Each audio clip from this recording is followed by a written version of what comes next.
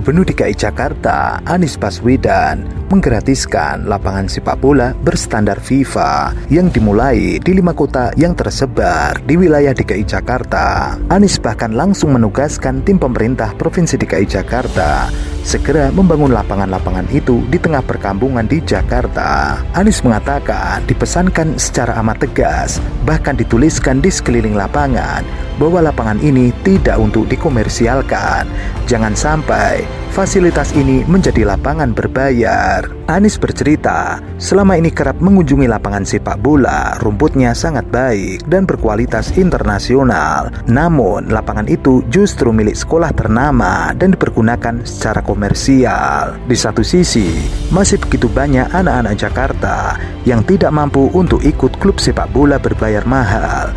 Terlebih lagi, klub itu memiliki lapangan berkualitas internasional. Melihat hal itu, Anies langsung menugaskan tim Pemprov DKI Jakarta untuk segera membangun lapangan kelas dunia di tengah perkampungan di Jakarta. Lapangan itu kemudian akan dibangun satu di setiap wilayah kota. Di sini gimana rasanya?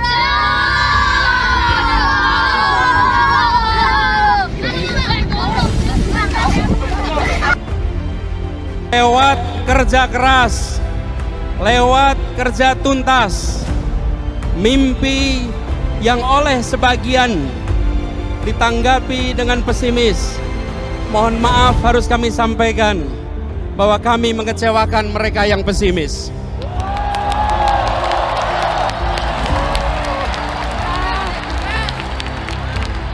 Hari ini Mahakarya berdiri di Jakarta, dipersembahkan untuk The Jackmania, untuk warga Jakarta, dan untuk Indonesia. Kini telah berdiri 5 lapangan standar FIFA, masing-masing satu di tiap wilayah kota Jakarta. Kemarin bersama teman-teman Muara Angke, perkumpulan sepak bola amputasi dan tim sepak bola putri DKI Jakarta meresmikan lapangan pertama mulai dari Muara Angke. Lebih lanjut, Anies mengatakan masih banyak anak-anak Jakarta yang tinggal di perkampungan amat sederhana. Namun, ia tidak ingin mereka tidak memiliki mimpi besar ke depannya. Karena itu, ia berupaya membangun lapangan sepak bola berstandar internasional guna menjaga mimpi anak-anak yang tinggal di perkampungan di Jakarta tersebut.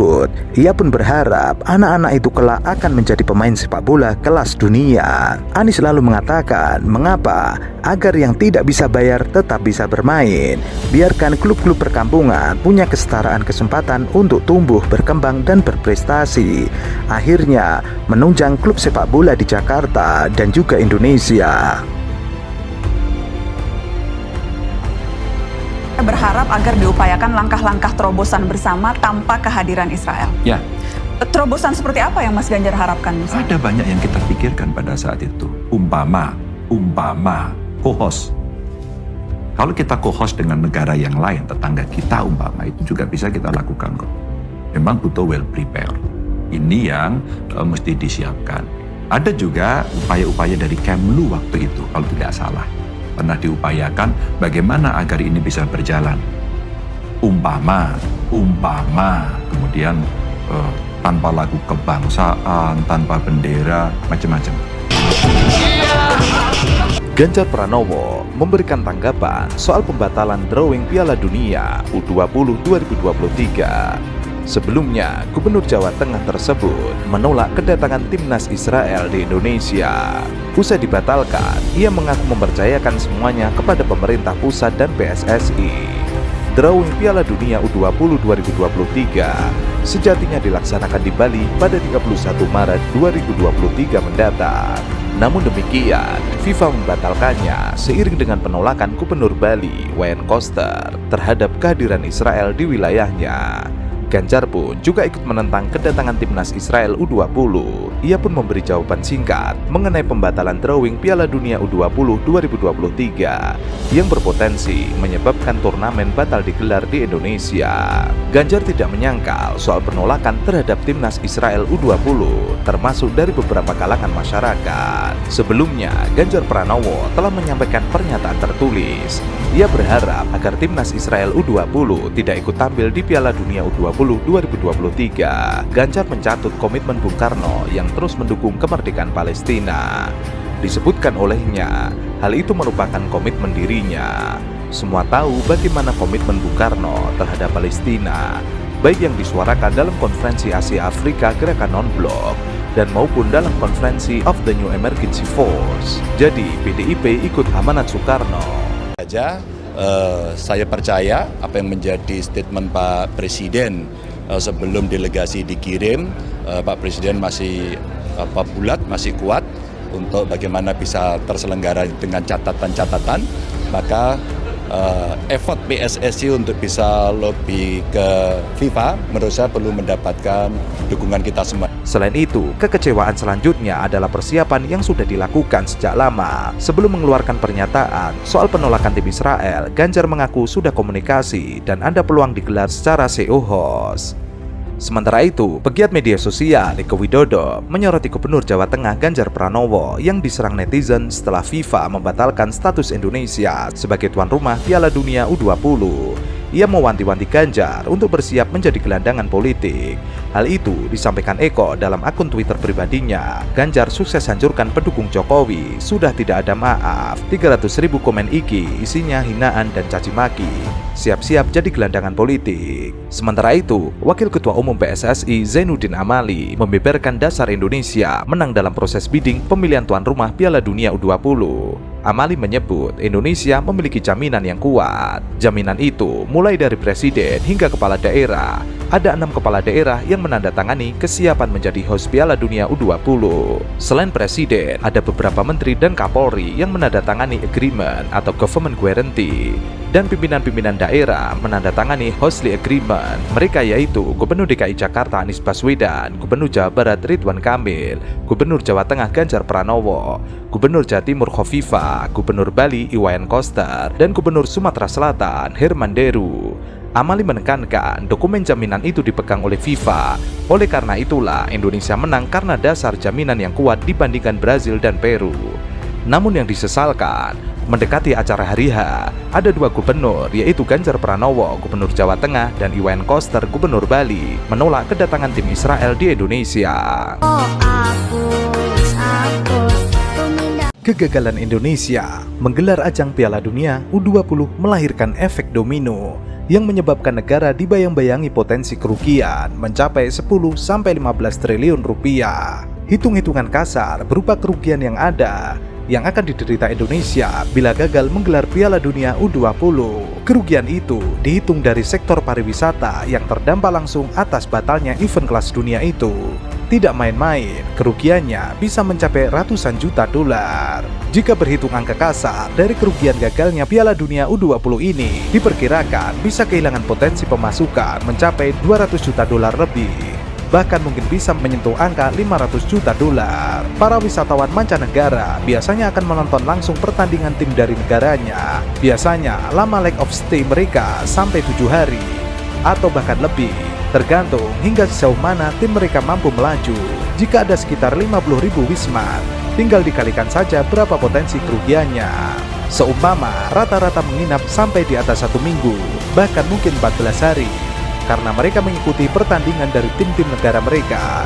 Kalau 14 hari, berarti dengan jumlah ribuan kamar yang tidak jadi di-booking. Dengan leg of stay sepanjang itu, bisa dihitung berapa potensi kerugian Indonesia. Itu baru dari segi hotel. Belum lagi potensi kerugian dari sisi branding Indonesia di mata dunia, dan juga potensi investasi yang mungkin akan masuk setelah pagelaran Piala Dunia U20 sukses digelar. Potensi kerugian juga dirasakan oleh daerah-daerah yang ditunjuk menjadi venue Piala Dunia U20.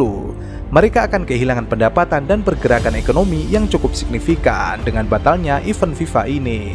Piala Dunia U20 ini diselenggarakan juga di daerah-daerah.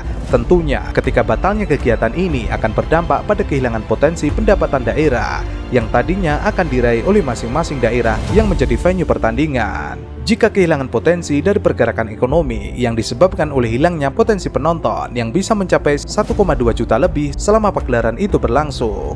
Ini berkaca dari perhelatan Piala Dunia U20 di Kolombia tahun 2011 yang memecahkan rekor penonton terbanyak mencapai 1,2 juta orang. Belum lagi biaya renovasi stadion yang telah dikeluarkan oleh pemerintah pusat. mungkin kita dari ini sih soal apakah setuju jangan campur adukan politik dengan sepak bola.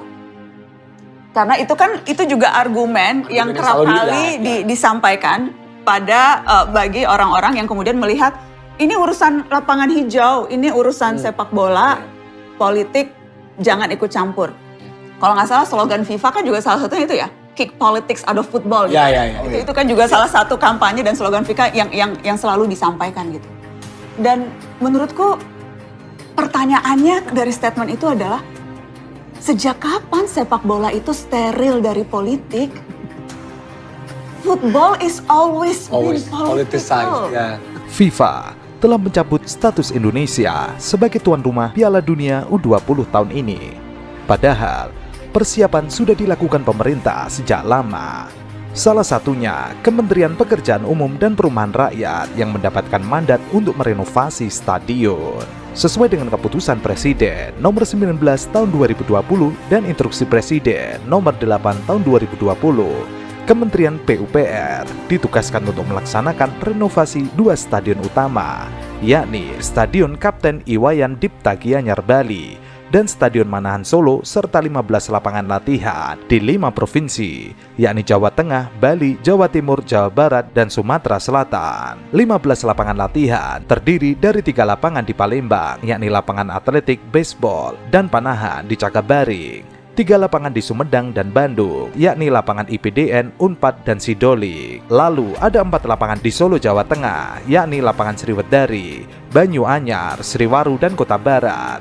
1 lapangan di Madura, yakni Stadion Gelora Bangkalan. 4 lapangan di Bali, yakni lapangan Ngurah Rai, Kompiang Sujana, Gelora Trisakti Legia, dan Gelora Samudra Kuta. Pelaksanaan renovasi 2 stadion utama dan 15 lapangan latihan ini dibagi menjadi 3 paket pekerjaan dengan anggaran APBN keseluruhan mencapai 418 miliar rupiah. Paket pertama dikerjakan oleh kontraktor PT PP Tbk dengan nilai kontrak sebesar 152 miliar. Paket 2 klaster Solo dikerjakan oleh PT Nindya Karya Wilayah 2 dengan nilai kontrak sebesar 78 miliar rupiah. Dan paket ketiga klaster gabungan Bandung, Bangkalan, dan Palembang dikerjakan oleh PT Nindya Karya Wilayah 2 dengan nilai kontrak sebesar 83 miliar rupiah. Pekerjaan konstruksi dari paket-paket tersebut dimulai sejak penandatanganan kontrak antara Kementerian PUPR melalui Ditjen Cipta Kerja dengan kontraktor pelaksana pada 6 November 2020 silam. Pada awal Februari 2023, Menteri PUPR Basuki Hadi Mulyono mengatakan persiapan renovasi stadion untuk Piala Dunia U20 sudah selesai direvitalisasi dan siap digunakan. Kemudian, FIFA membuat pernyataan mencabut status Indonesia sebagai tuan rumah Piala Dunia U20. Hal itu diputuskan usai pertemuan Presiden FIFA, Gianni Infantino, dan Ketua Umum PSSI Erick Thohir di Doha, Qatar. FIFA telah memutuskan karena keadaan saat ini untuk menghapus Indonesia sebagai tuan rumah FIFA U20 World Cup 2023. Tuan rumah baru akan diumumkan sesegera mungkin dengan tanggal turnamen saat ini tidak berubah.